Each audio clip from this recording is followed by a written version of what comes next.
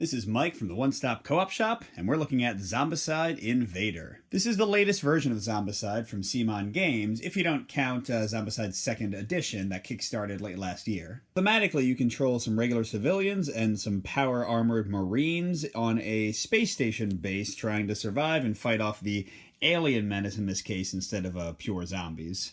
Like most versions of Zombicide, there's a bunch of expansions, but I'm playing with only the core game here to kind of show off what that contains. And there's 10 scenarios in the core game. I'm playing with the 6th one. I've got the map rotated here. And in this case, my objective is pretty straightforward. All of my characters are starting on one side of the map. We have to get through the base, get some oxygen tanks here, work our way outside and back to the other side of the base.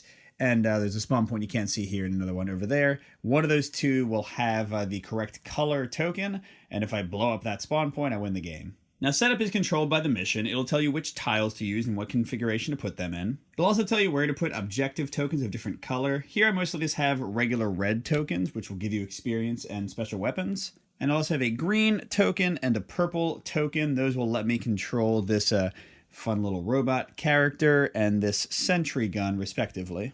I've also laid down some mold, which is the substance the aliens kind of create, and the biggest alien, the Abomination, can spread around the board. And of course I have all my characters up here. Now to set up the characters, you have to always play with 6 of them, and there are only 6 in the core set, so you're always going to use the exact same ones when you play.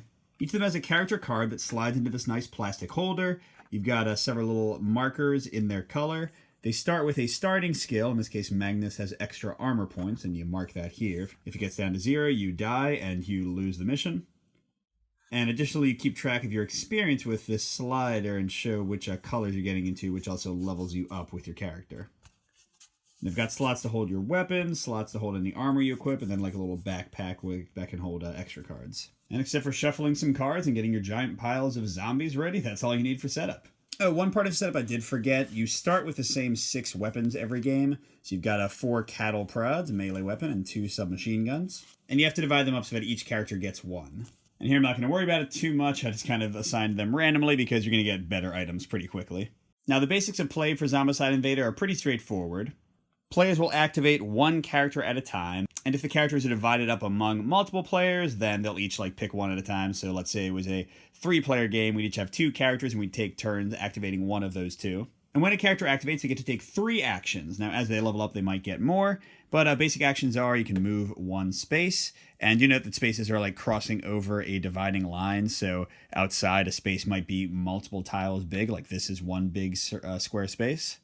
If you're in a room with no mold, you can search. Now, the Marines with the power armor, they can only search in the red security rooms, whereas the civilians can search in any room, but not in a hallway, which is like this gray stuff here, and not outside in the harshness of space. If you have a weapon you can attack, you can pick up an objective. If you're in the O2 room, you can pick up a oxygen canister to help you go outside. And to add a bit more tactical strategy to the whole thing, you can also, for free, once per character's turn, close a door adjacent to you, which the aliens will be unable to get through until they break it down, which will basically waste one of their movement. Something to focus on briefly is combat and how the weapons work. So first you'll note some differences between these two, kind of the key differences. This is a weapon that makes noise whenever you use it, which will control how the zombies move. This weapon is silent. This is a ballistic weapon. This is an energy weapon. They have some differences with some things. How much range they can shoot at. You'll note the submachine gun cannot shoot in your own square. They have to be adjacent. How many dice they roll, what you need to roll to hit, and how much damage each hit does. Weapons will also have some special characteristics sometimes. In this case, the little dual symbol here, dual guns and dual melee knives, means that if I had a second cattle prod, I could basically attack with both of them at the same time. And same if I had 2 submachine guns. Once I've done my character activations, then I go to the alien phase. And generally speaking, they're going to move 1 space toward me, or if they're already on a space with somebody, they'll attack that person, dealing 1 damage for each alien. More for certain types. The big tanks do 2, the giant abomination does 3. Now, there are some rules for this. They basically move toward the noisiest space, and each survivor counts as 1 noise token. So right now this would be a space with 6 noise in it. But additionally, firing weapons and things can also leave noise tokens on the board. The general rule is the aliens will go through the noisiest thing they can see if they have line of sight to stuff. And if they can't see anything, they'll go toward just the noisiest space. It's a bit more complicated than that, and line of sight takes a little bit of getting used to, but we'll deal with that as we go. And then finally, you go one spawn point at a time. I've got one here and two on the other side of the board. And you draw a spawn card for each. These will usually spawn aliens on that space, but some of them kind of change things up and have the aliens activate again, or spawn aliens on every mold space. So these can kind of do some tricky things for you. But that's enough of the basics. Let's take our first player turn and see what we want to do. So to plan things out briefly, the big challenge of this mission, and this is classified as a hard mission, that's why I picked it. But the big challenge is that I need to get from the initial room over to here, and I need to get the oxygen tanks to even make it over here. And then I need to dig through the items to find a flamethrower and fuel for the flamethrower to actually blow these things up. And I have a 50-50 shot when I blow one of them up of getting the right color, because again, one of these two spawn points is the target one I need to destroy. But the challenge here is it's going to take me a while to get out of that first building and get over here, and the zombies are going to build up, or sorry, not zombies, Xenos. The Xenos are going to build up over here and really make it probably tough for me to get into the building effectively. So I've got a bit of a secret weapon in that I've got this Peacekeeper bot who's hanging out in the station. This is kind of like an NPC, slightly allied with you. And normally I'd have to pick up this objective to gain the ability to control this guy, and then I can move him around and shoot with my actions of the character who's holding that objective. But Mitsuki, one of these starting characters, has the ability, this is her starting ability, I start with the top one, remote control bot. That means she can control the bot without having that objective, without doing anything, right from the start of the game. This is a bit of an odd scenario in that I never need to get to an exit. Most of them have you kind of running for an exit at the end. So what I'm thinking is, I think I'm going to leave Mitsuki kind of back in this room. She never needs to spend the actions to get an oxygen attack and cross over. And I might even leave one more person back with her to defend her. And then she can use almost all her actions every turn to use the robot, because the robot can really wreck some Xenos pretty easily. So that's kind of my starting plan here, to somewhat tamp down the spawning in the other building while I slowly get my people over there. So to go over the other special powers I have right now as they're pertinent, the red guy has a bunch of extra armor. The blue guy can shove people for free, basically knock them out of his space, which is great because you can't attack with ranged weapons if they're in your space, which can lead to some really nasty situations. And then the green marine, Baraka, is lucky. She can re-roll every attack roll she makes. And then for the civilians, as I already said, Mitsuki can control the robots. Our yellow guy, Cole, here gets a free search action every turn, so he can do 3 other actions plus search a room.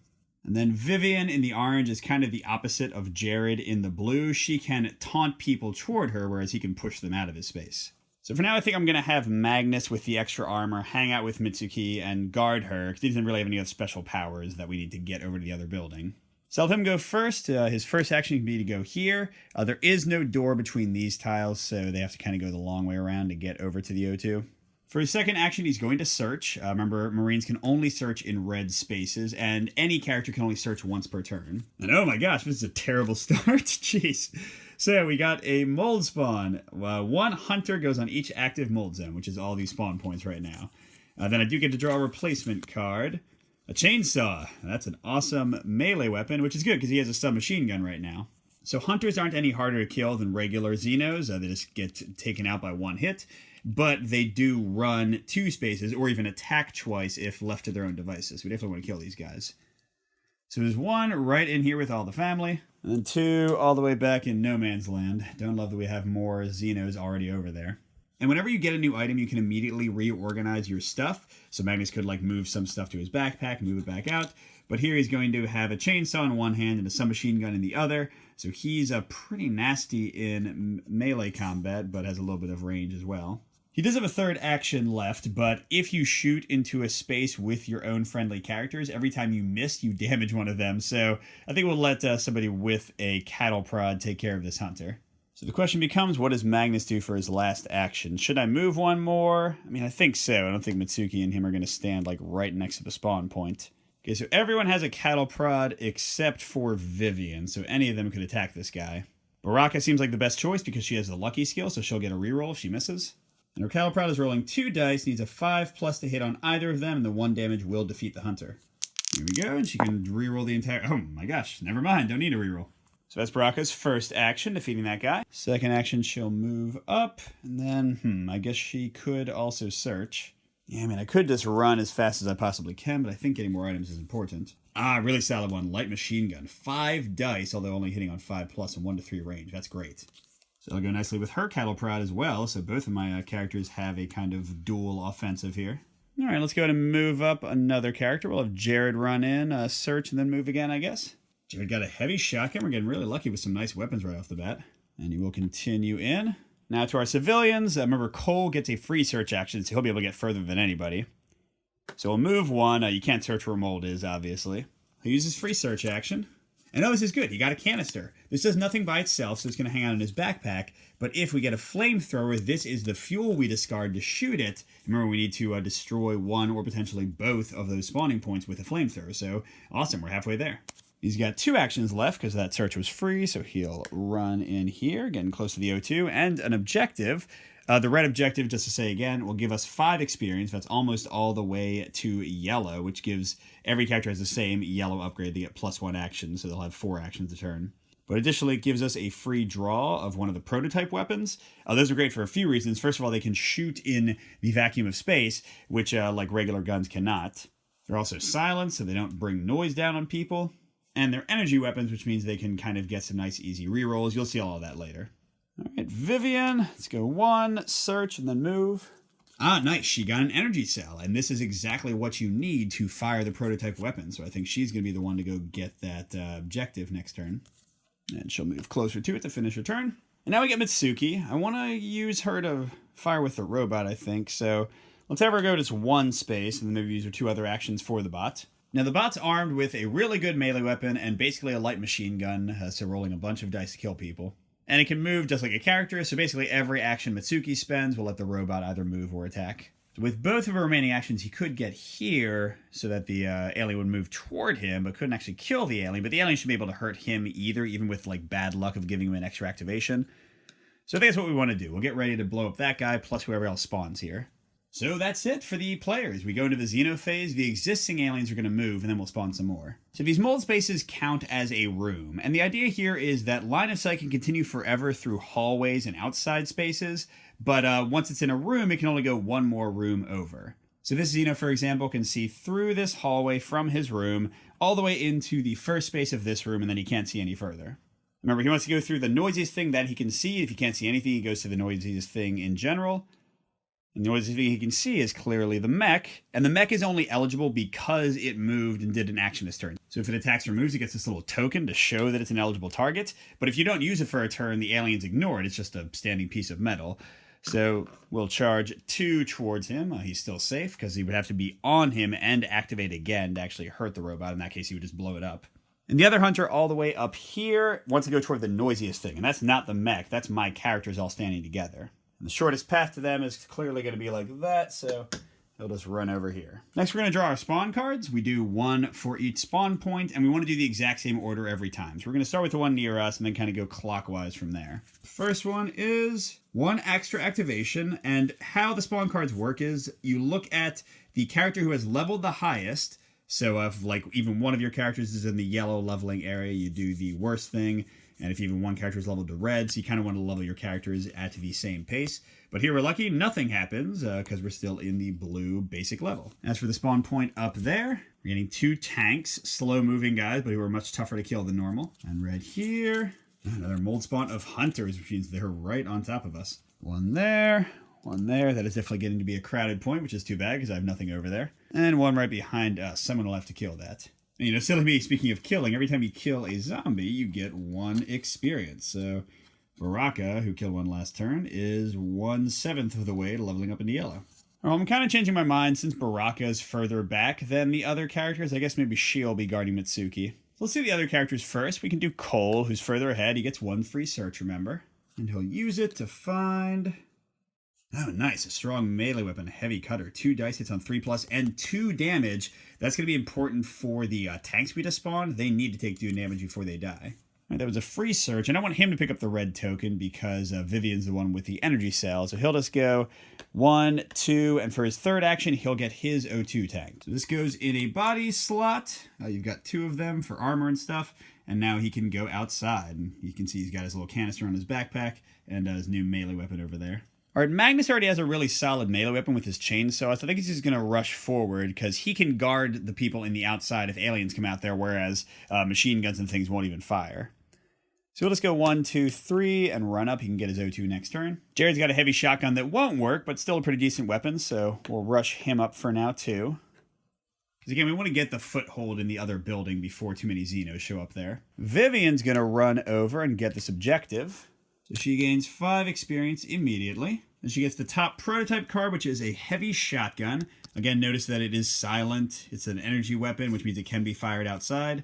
1 to 3 range, 2 dice, hits on a 4+, 2 damage, awesome. And she needs to have this energy cell under it, but the nice thing is the energy cell not only powers this, but also lets me re-roll each attack I make with it once. So she has gone to being a total bruiser, so she'll definitely help us outside as we make our way to the other building. Alright, so now let's get to our 2 friends here. Let's have Baraka go first and just make sure that guy gets killed. Although not too many worries about that. Baraka's got a light machine gun, so rolling 5 dice, hitting on 5+, and remember she's lucky, so she can re-roll the entire attack. Oh my gosh, she really is lucky. That's 4 hits out of 5. Yeah, that guy's dead. So that brings Baraka to 2 experience, and we are safe once again. And I guess she'll search for an item. So that's her second action. Oh man, come on. Alright, so we're spawning a tank on each mold space. And my luck with these item cards, not so great. She does get a replacement card. Oh, she also got an energy cell, which won't really help much right now. I guess she can put it under her cattle prop, which will at least give her another reroll on that. But hey, this does mean Baraka has something good to do with her third action.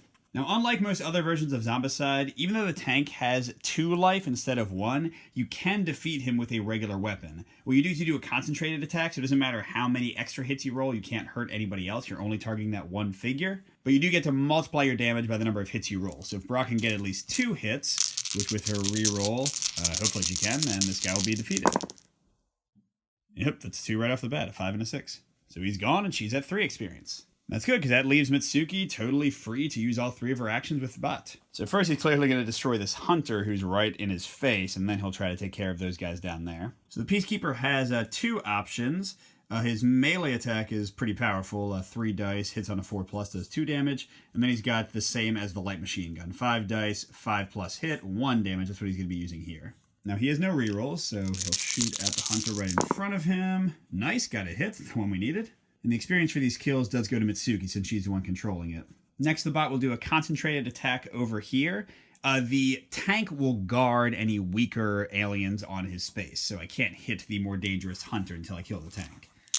And so we got 2 actions left. Let's hope we can get 2 hits on a single roll. Or, wow, all the hits. All the hits. That tank is dead. But again, because it was a concentrated attack, the extra hits do not carry through to the hunter. I have to do a new attack for that. So that's 2 experience for Mitsuki total now, and my final attack got him. So we haven't done anything for all the Xenos up there, but we have cleared out this spawn point again. Alright, now we get to the Xeno activation. The only ones left alive are over here. None of them can see anybody. They certainly can't see the bot. So they're all going to go toward the noisiest space. In this case, it's actually over here with Baraka because she shot her light machine gun twice, which causes noise, and the people count as 1. So that's 4 noise there versus 3 noise here in the oxygen room. So they'll come toward here, although with the doors where they are, it's basically the same thing. So the hunter is going to charge forward 2. And the tanks and the hunter are all going to move 1, and then the hunter will move again. Either of these directions technically takes us closer to the door, so we can split them in half in whichever way we like. Then the hunter will move again. We can choose which of the equidistant ways he wants to go. All right, let's see what fun our spawn cards hold for us. Or mold spawn. Okay, 1 worker on every mold space. Jeez. Workers are the weakest. They don't do anything special, but they do block for hunters, so kind of annoying. Okay, and then over here, our least favorite spawn point. Of course, gets 4 hunters. God. Oh, good things we got a chainsaw and some prototype weapons. And finally down here, 2 hunters, not too bad. And we are running fairly low on hunters, and if we completely run out of something we're trying to spawn, then we have to spawn the big boy, the Abomination. Don't want that to happen. Alrighty, well this turn looks like it's going to be grab the oxygen and go. So our man Cole is the only one who actually has oxygen already, and he gets a free search, so let's see what he finds. And of course, oh my gosh, man, I think I've gotten every single one of these. We got some more workers on the spaces. Now I will say, silver lining, at least we got it on our first action, not our last action when we couldn't respond to it. His replacement is a sledgehammer, and he's already got a heavy cutter, so he's got really good melee weapons. I think I might take an action to trade one of these to somebody. Let's see, Magnus has a chainsaw already. Jared has a heavy shotgun, but doesn't have a good melee weapon. Maybe I'll trade it to Jared. Actually looking, the sledgehammer is better because it rolls 3 dice against weaker enemies, but the heavy cutter does 2 damage. Yeah, so I think Cole will hold on to the heavy cutter. He'll spend his first real action because the search was free to give the sledgehammer to Jared. So Jared's looking pretty well loaded for bear here. We'll put that up in the backpack. And then Cole's still got 2 actions left. Let's run outside right where that hunter might run into us. These guys are pretty happy with their weapons, so they'll both spend an action to get some oxygen and run outside too. Vivian needs to get in there with her awesome weapon and help him out. So she'll go 1, get oxygen, be there, just be 1 step behind him. All right. Let's see how well Baraka can cut these guys down with her machine gun. 5 dice hitting on 5+, have a reroll as well with her lucky ability. Whoa. Here we go. Finally, we don't roll a crazy roll. But with her reroll, she still gets both of them. And this noise would have gone away at the end of the turn, but she gets a new one for shooting again. And that brings her to 5 experience, which is not necessarily great, remember, because when she gets to 7, yes, she'll get an extra action every turn, but it'll also mean that we're spawning more guys every turn. Let's see, how much shooting is Mitsuki going to do this turn? Probably just a couple attacks will finish those guys off, so she might be able to move. So maybe we'll have Baraka search once and then move, because we won't need the robot as our only thing for too much longer. So let's try it out. I think all the bad cards are done, so let's have Baraka draw an item. Okay, it's some ablative armor, discarded to ignore 1 damage, not bad. Then she will move 1, but note the noise stays behind, because that's where they heard the gun going off. Again, the Mitsuki's robot will try her machine gun luck down here with 5 dice hitting on 5+. Oh! That's not great at all. Okay, let's try that again. Second of 3 actions. Oh my gosh. I need some of that luck back. Come on. Okay, final action. I guess she's not moving, which means Baraka just left her behind. That's not good.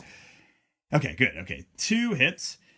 Now the workers do block. That means both the hunters are going to be unhurt and ready to charge toward the robot. But Mitsuki is also at 5 experience, also almost leveled up to get an extra action every turn. All right, let's activate some Xenos. These guys can see the mech who activated, so they're going to charge toward him. This guy can actually get outside, but he's not biting them yet unless we draw a card that activates him automatically. Let's see, he'll go there. These slow guys will just kind of charge up. I guess we'll, yeah, we can clump them up, I think. And then they're going to split, so I guess we'll put a runner and a worker each way. And they're going to split again. I would rather have all my eggs in one basket so I can shoot them a lot. But that's definitely a big basket. All right, and some spawning down there. Oh my gosh, 2 workers on every mold space? Come on. All right, fun. Okay, up here in Deathland, 4 workers, yeesh. Finally down here where my robot's about to get overrun, 4 hunters, yeah. I am down to my last 2 hunters, so let's try to defeat some of them. Now, I'll note the little activation token comes off the robot, so if I didn't use him this turn, they would just run right past him and not even mess with him, which I don't think I can afford to do, but I might get him killed if I roll poorly. Let's come over here and deal with all this craziness. So the best melee fighter is definitely Magnus with his chainsaw, and he does not have a decent ranged weapon, so I think it kind of makes sense for him to attack this guy. So his chainsaw is kind of like a better light machine gun, 5 dice, 5+ hit, but does 2 damage if it hits you. And there is no friendly fire on melee weapons, so no worry about cutting down my friends. First action, come on.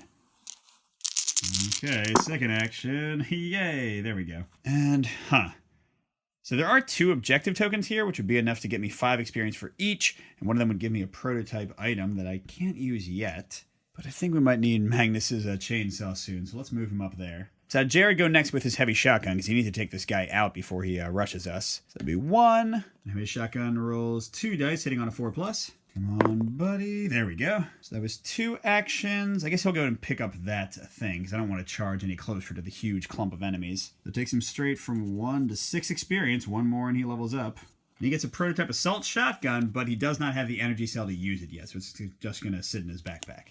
All right, Vivian will run up 1, 2. Oh no, this is good. This is very good.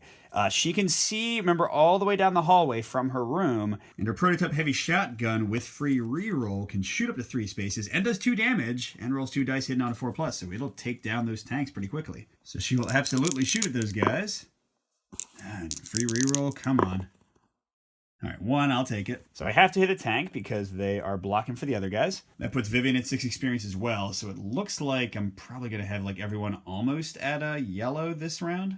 Question is what I do with Cole. I think he should get the objective because he just has a heavy cutter. We've already got the chain, so I don't think we need more melee strength over there. So he'll go 1. I don't really care about the sentry gun. I don't think I'm going to use that much, so he'll get another one of the red ones. That brings him straight to 5 experience, on par with the others. He's got a prototype light machine gun with great range, but again, no energy cell to use it yet. All right, so let's see. That was 1, 2. Maybe you should go over to the other door. Yeah, I think that kind of makes sense. It'll go 3, 4. But we don't forget that the heavy shotgun that Vivian fired does not make noise, so we don't have any noise tokens there. Now, this situation is a little difficult. First of all, both of them have 5 experience, which means if they kill both those guys in one shot, which, let's face it, is pretty likely, they're going to level up and push us into yellow when no one else has extra actions. The robot is safe this turn. Maybe I just run them, I think. Yeah, so let's go 1, 2, 3, 1, 2, 3, and we can worry about using the robot next turn. So that means for any Xenos that can't see anything, the noisiest spot on the board is definitely my 3 people over there this turn. So the hunters will move into the robot and say hi, and then they'll go this way. And actually for these guys, it's equidistant which way they go, so they're going to split up. We'll do kind of an even split again. Then the hunters will run one further. Over here, the slow workers aren't going to cause too much trouble yet. But up here, oh lord. Let's see, okay, a worker there, and then the hunters will run straight through. No, even more hunters, and more workers, and some tanks. And then a ton of workers, they're gonna split as well. All right, no immediate danger yet, but let's see what the spawning does.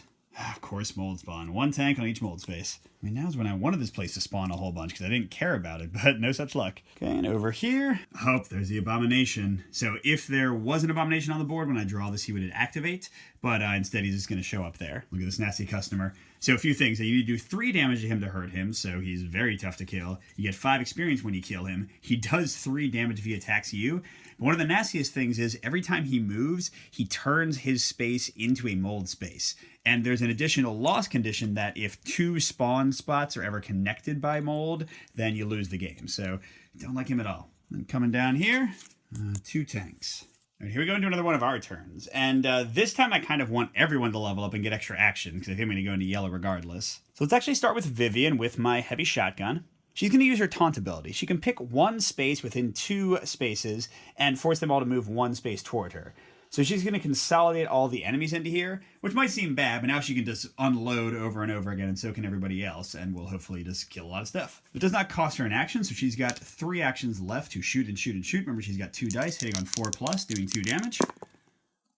Okay, so 1 hit, 2, 3 hits, 4, 5 hits. So let's see, that's the tanks first. 1, 2, 3, 4, 5, finally getting to the hunters. And she did certainly pass into yellow. She's at 11. And she has to get the +1 action bonus, but in orange and red, you can choose what you level up. And that does mean she has 1 more action, so let's blow up some more. Oh my gosh. Dice are back on fire. Before we finish up over there, let's see what Cole's going to do. He's pretty safe because the aliens can't see him, so they're going to run right past him to the other side. I think first you might as well grab another red thing, because that'll level him up and get him extra actions. Now he's got a prototype sniper rifle and a prototype machine gun, neither of which he can use. All right, then he'll use his free search action and get a heavy shotgun. That's fine with me, because he just had 2 melee weapons before. I would just show what he's got. He's got a shotgun, he's got a heavy cutter, he's got 2 prototypes, a canister if we ever find a flamethrower, and a cattle prod. So since he leveled up, he's got 4 actions. He's only used 1 yet. I guess he could run down here and shotgun some guys. Sure. So 2nd action, 3rd action with his heavy shotgun. Now he's got to hit him. What? It does leave a noise token saying, come and eat me. Now for his final action, do I want all these guys coming toward me? I definitely don't want to move out, so, I guess I'll just stay where I am, I think. I can't search again, unfortunately. All right, back over here, Jared is 1 away from leveling up, so if he shoots this guy with his heavy shotgun, that'll happen. So let's do it. First action. Oh, no. Okay, 2nd action. Okay. Let's see, he's got 2 left. Charge up. He can't reach anybody. Maybe he'll go in here, because we definitely need to find that flamethrower. And then I'll leave him ready to blast these guys when they run up. Now, Magnus only has 1 experience, so like getting that red token would help him a lot. But for now, let's have him move 1, 2, and go ahead and search. Hope I don't get a spawn. Okay, another canister. That's great. Those are both the ones I need. Now I just need a flamethrower to shoot them with. All right, let's see. For purple and green, I think I am going to use all her actions to shoot with the robot this turn. Nobody's too close to get her. All right, robot, kill some things and don't die. And once she gets 2 kills, she'll get an extra action, which will help. Let's have him shoot these guys right next to him first. And yeah, awesome. 5s and 6 hits. So that's 2, and she levels up. So she got 3 actions left. go and blast that worker, I guess. And that'll do it. One we need. She's got 2 actions left. The machine gun's not too likely to get one of those guys. Really, the melee weapon would be better. So maybe in case she ever really wants to join the fight, she can go 3, 4, and pick up some O2. And Baraka definitely doesn't need to stay here anymore, but she hasn't picked up her oxygen yet, so that'll be her first action, and second and third. Maybe I'll have her grab that remaining objective while I'm at it, just to get her to her next action. All right, well, the enemies look way less nasty, although I hate that that abomination's still around. So let's see, the tanks all charge toward the robot, because sorry, it should have its token this turn. Besides that, people who can't see, this space has 2 noise, and this space has 2 noise, so they're going to go toward the closer one. So that means, let's see, 1, 2, 3, 4, 5, 1, 2, 3, 4, 5. I guess we get to choose, so I'd rather them do that. These guys are equally distant between us, so they will split, and then we can have them move again. These 3 workers will charge up that way. These guys will charge right in there. They are definitely closest to that, so they'll both charge there. Again, that does spread our mold, unfortunately. Back here, not too exciting. Bam. What might be exciting, I hope not, is this. Hey, finally there's a regular spawn, and look, it's only 2. Orange would have been where it was really bad. And over here with the abomination. Oh, 4 tanks. I don't love that. And then down here, 4 more tanks. Wow, I only have 1 tank left, so definitely got to blast some. Let's see, this is kind of our main crisis area, so what do we want to do? I think maybe Magnus runs in and chainsaws these guys and kind of clears a path for Jared to come in and shotgun the heck out of the abomination. Yes, I think that's a plan. So Magnus will use 1. He hasn't leveled up yet, so he's going to use his second action to attack. Chainsaw, so he's hitting on 5+.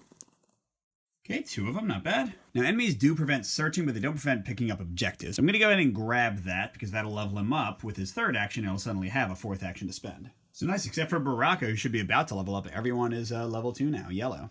All right, and with his newly gained 4th action, yes, he got the last guy. All right, Jared, come on, don't blow this. So he's got 3 actions, because he moved once. Heavy Shotgun rolls 2 dice, he needs 4+, so if he targets the tank, he can kill it if he gets even 1 hit. But for the abomination, he has to hit on both dice, because we need to get at least 3 damage, and it's only 2 per hit. Okay, let's go for the abomination. He's the one who matters. So, second action. No. Okay, third action. No. And please. Oh, awesome. So the abomination is gone. Jared does get kicked up by 5 to 12 experience. I just realized that was a fair bit of noise. So yeah, I think they'll be coming towards him.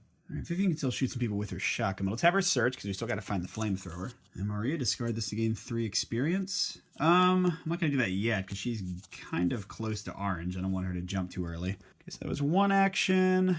Prototype shotgun can shoot 3, so she can stay where she are and shoot some guys.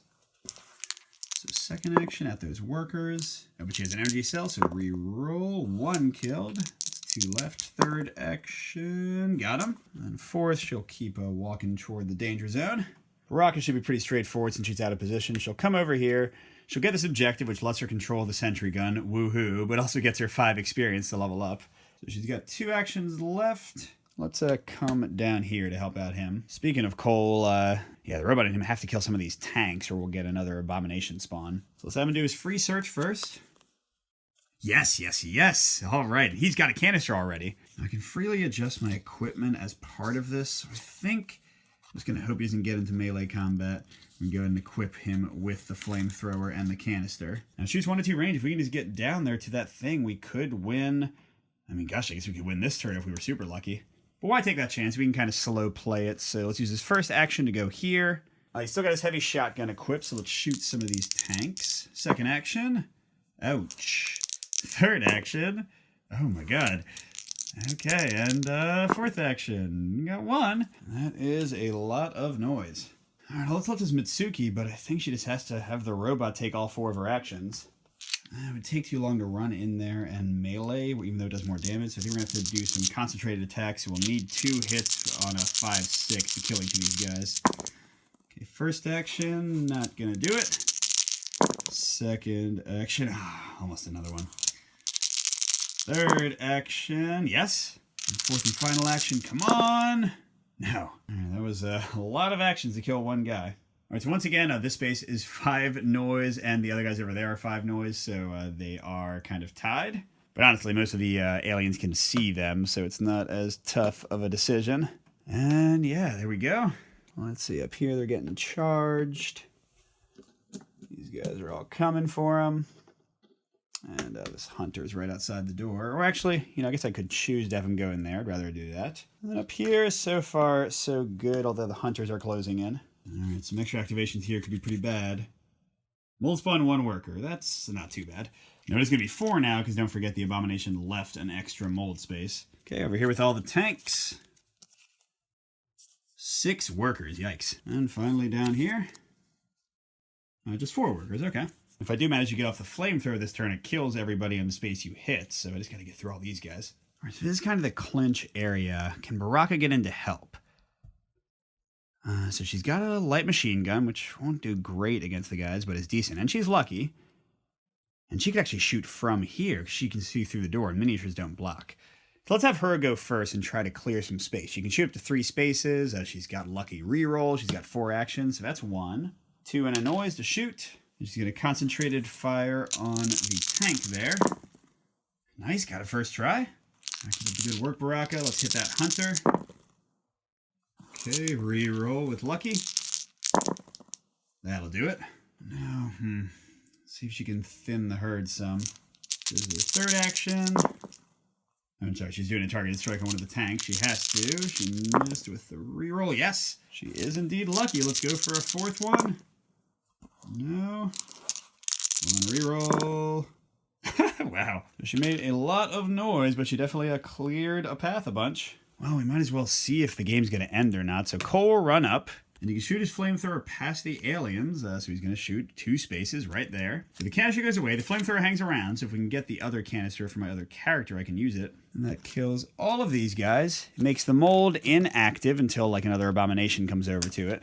And actually, no, I forgot. There's a special rule for the scenario. The spawn token is removed and the mold. So, wow, that's a really big thing. Even if I don't get the right one, I'm still going to cut down their attacking by a lot. But let's see if we're lucky. 50-50 chance. Is it purple? Is it purple? Is that purple? It's red purple. Oh, okay, I won. What? Jeez. Okay. This was a hard scenario. I'm not sure I agree 100%, but I did roll pretty well. But there you go. Somewhat early ending to this one. That was Zombicide Invader. I have destroyed the aliens. I didn't have to escape, which might have been kind of tough for my 2 guys up there surrounded by zombies. Good gaming, everyone, and we'll see you at the next stop.